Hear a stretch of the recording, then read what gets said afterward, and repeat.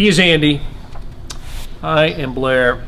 And Andy, I thought the Royals, you've been doing these all season, and you and I have done these past two postseasons, and I've always thought of the Royals as being a talented team, a team with a lot of ability. But I think in this postseason, and including maybe especially tonight, they showed us more than talent. Yeah. And more than ability, and it was on full display in the game that Game 5 of the World Series, in which the Royals won and captured their second World Series title. What'd you see? Yeah, it's just sorry, it was a long night. There was a lot of stuff going on. We're all on fumes. It's almost sunrise here in New York. Yeah, I have a flight in about 2 hours. Look, I mean, they were the best team in baseball this year. I think that's pretty clear based on what's happened over the last month. You know, the best team in baseball won the World Series. They were the best team in the American League very clearly all year. It was a question of whether or not they could outlast the Blue Jays. What is amazing about them is, and I guess what fans will probably miss the most about them this postseason, is their complete and utter refusal to die.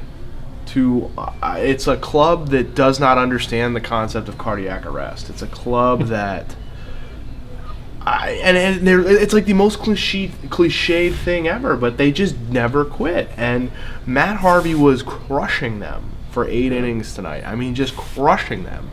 9 strikeouts, a runner never reached third base.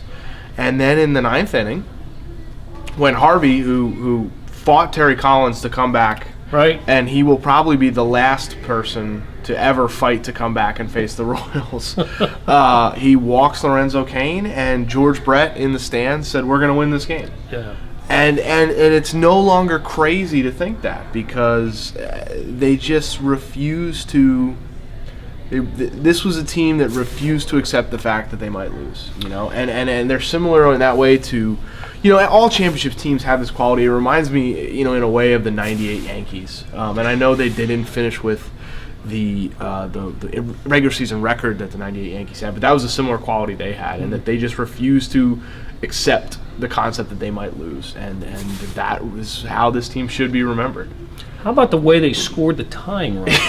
Yeah. In the 9th inning, after as you said, Cain walked, and Hosmer opposite field double to bring Cain in after Cain stole second. Moose ground ball to the right side, gets Hosmer to third. That brings up Salvador Perez, who hits a broken bat, kind of one hopper to David Wright at third, who has to go over to actually tough play. Went in front of the shortstop to get it, which I thought was key here because he was so far away from the bag. Yes, and he has to reset his feet. Yep. And again, the advanced scouting department of the Kansas City Royals. And look, it's not a secret, but David Wright no longer has a great arm. Lucas Duda is an adventure at first base. And it's a credit to Eric Hosmer for listening to that scouting report, because Wright looked Hosmer back to the bag, and Hosmer just didn't go back to the bag. No reason to, because there was nobody no one there, so he looks him back. As soon as Wright makes the throw, Hosmer knows the throw is not going to have a ton of life on it, and he also knows that it's going to be difficult for Duda to make the routine play, because Duda is not a very good fielder.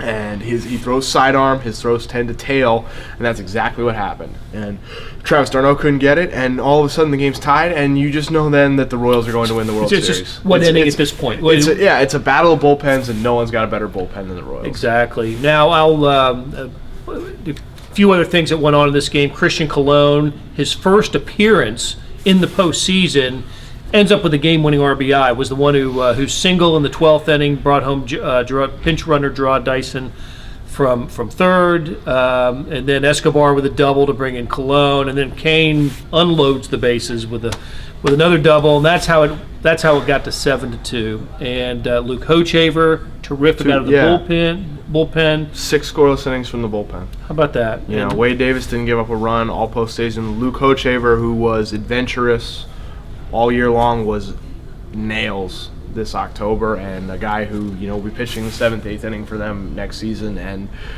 you know, it's I imagine for fans, like, it's a joy to experience this. You know, fans have been through so much with this team, but I think in a couple days maybe it might be sad, because fans are really going to miss this team. You know, it's not going to be the same group next year, but, you know, Alex Gordon probably won't be back. Ben Zobrist probably won't be back.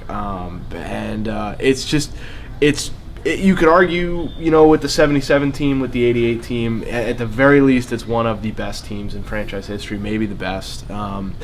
Maybe almost certainly the most fun. I mean, could you imagine a more fun group of players to watch play, a group that cared about each other more, a group that played with more athleticism, with more spirit? They really are the sort of the team that fans dream about watching every night, and so it'll be sad to wake up tomorrow knowing you won't be able to see that team ever again.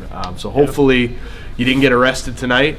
Thanks to Chris Fickett, our sports editor, for helping me through my meltdown after my story completely disappeared in the 10th inning. Thanks to Blair for being a handsome professional man, all regular season and all postseason, and thanks to you, the readers and the viewers, for sticking along with us. And we're not done. I got to go to the GM meetings in like a week, so that's fun.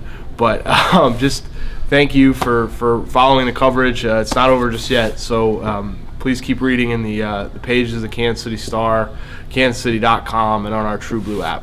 Have a good night.